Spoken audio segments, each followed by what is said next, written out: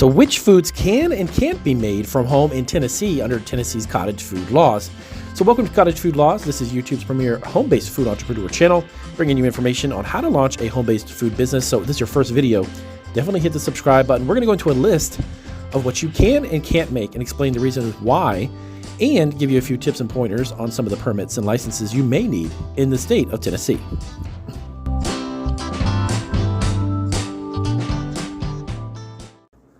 All right, so let's dive right into that list. So I'm going to actually run down the list specifically of the items that you can make, and then we're going to go over the items that are restricted under Tennessee's cottage foods laws.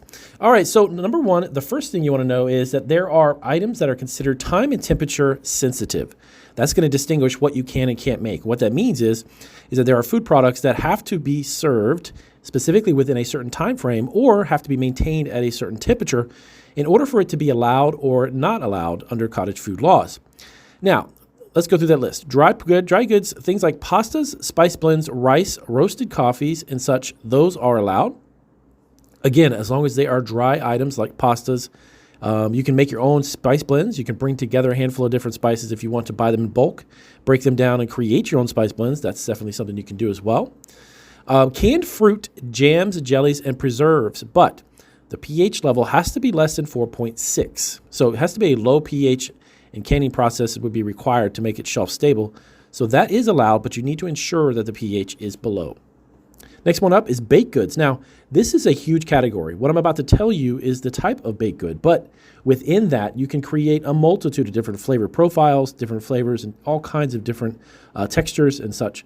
Things like breads, cookies, pastries, muffins, and cakes. You can launch a very successful cake business, by the way, under Tennessee's cottage food laws. There's a lot of people who are doing wedding cakes and large cakes like that, where they're selling them for hundreds of dollars per cake.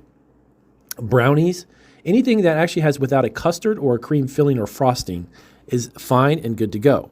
Keep in mind that butter creams and such and those types of frostings and fillings or cream fillings have to be kept at a certain temperature, so that would be a temperature-sensitive item that is not allowed.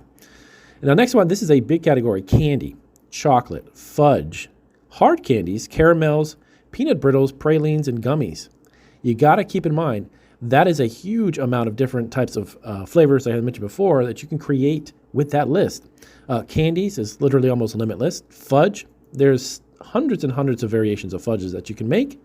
Hard candies and caramels, peanut brittle. I'm probably going to assume that you can do any type of nut. You can do cashew brittle, walnut, and even macadamia nut brittle if you like. I don't see where it doesn't say that you cannot do that, but any type of nut brittle should be sufficient. Next up is acidified canned foods. Now, this would be things like salsas. Wow, that's actually interesting to know. Tennessee allows you to make salsas, pickles, pickled vegetables, chow-chows, relishes, and those types of canned good items. But they have to be less than the pH of 4.6 again. But a lot of states, believe it or not, do not allow you to do any type of canning or acidified foods at all. Tennessee is one that does, so that's a pretty big opening because there's a lot of people who want to do salsas and specifically pickles and such, but they can't do it from home in other states. Next one up is low-acid canned foods. Now, this would be canned vegetables, canned beans, vegetable broth. Well, that's interesting too. Pepper jellies, and all of those, again, maintaining below a 4.6. Now, this is a huge one because there's a lot of people who want to start their own barbecue sauce, hot sauce business, or even ketchups, mustards, mayonnaise, marinades even. Yes, you can. But keep in mind, again, low acid pH levels of 4.6 or below. But you can definitely create bottled condiments under this law. Dried foods. So these would be aired or freeze-dried fruits, vegetables, and candies, etc. are allowed in Tennessee. So yes, Tennessee is actually one of the few states also that allows freeze-dried anything, actually. But yes, you can actually create that in your home as well. Next one up is canned fermented foods. Things like sauerkrauts, kimchis, kombucha. Those are allowed under Tennessee's cottage food laws.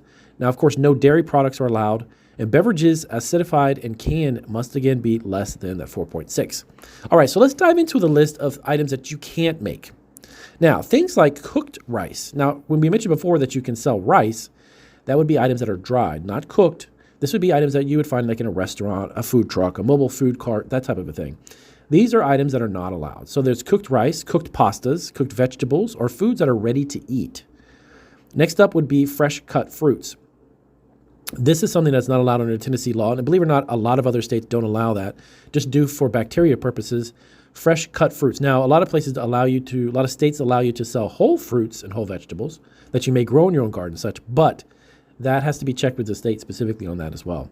Cakes or other baked goods with creamed filling or buttercream frostings, definitely not allowed. Pickled, canned, or preserved eggs. Yeah, this is actually something that's really a good idea because a lot of times if it's not handled properly, if eggs are not cooked properly, they can be quite bacteria-filled and people can get sick. So you want to also keep in mind refrigerated slaws, coleslaws, fresh salsas. That's not canned, but fresh salsas, freshly cut vegetables, fresh salads such as pasta, chicken, pimento cheese. Those are items that you would find in a grocery store, maybe even in a cafeteria or a cafe. Again, those are time or temperature sensitive, so that's not allowed. No dried meats, including jerkies, are allowed. You'd have to get a separate commercial license for that. Alcohol beverages and food products containing more than half of 1% of alcohol are prohibited. And also milk, cheese, ice cream, cottage cheese, and butter. Now, again, that's just a no-brainer. These are items that would be under a commercial kitchen setting with a different type of licensing and inspection, a whole different process. Also, pasteurized beverages. So a lot of people actually ask about lemonade, packaged lemonade teas, or fruit drinks. These are items, again, that you would need to be in a commercial setting. You can't do from home because, again, if it's not prepared properly, people can get very sick. So there's a rundown of what you can and can't make under Tennessee's cottage food laws. If you have any questions about this, let us know down in the comments section. And also check in the description section below this video for additional resources and a ton of great information. I'll see you on our next video.